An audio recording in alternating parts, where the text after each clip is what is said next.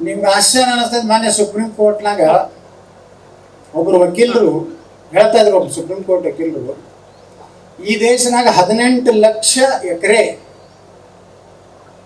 ನಮ್ಮ ಭಾರತೀಯ ಸೈನ್ಯದ ಆಸ್ತಿ ಇದೆ, 15 ಲಕ್ಷ ಎಕರೆ ಭಾರತೀಯ ರೈಲ್ವೇದಿದೆ. ಇಡೀ ಜಗತ್ನಾಗ ಇಸ್ಲಾಂ ಕಂಟ್ರಿ ಒಳಗೆ ಸಹಿತ ಇಷ್ಟು ಜಮೀನಿಲ್ಲ. ಹಿಂದೂಸ್ತಾನದಾಗಿದ್ದಟ್ಟು 12 ಲಕ್ಷ ಎಕರೆ ವಕಫ್ ಬೋರ್ಡಿನ ಆಸ್ತಿ ಇದೆ ಈ ದೇಶದಾಗ.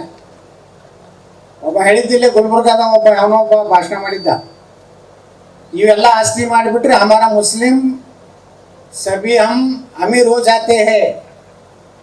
ನೋಡ್ರಿ, ಅವ್ರದ್ದು 12 ಲಕ್ಷ ಎಕರೆ ಯಾರು ಕೊಟ್ಟವ್ರು? ನೆಹರು, ಪಂಡಿತ್ ಜವಾಹರ್ಲಾಲ್ ನೆಹರು. ಸುಮ್ ಪಂಡಿತ್ ಅಂತ ಹೆಸರು ನಾವು ಪಂಡಿತಿ ಅಲ್ಲ.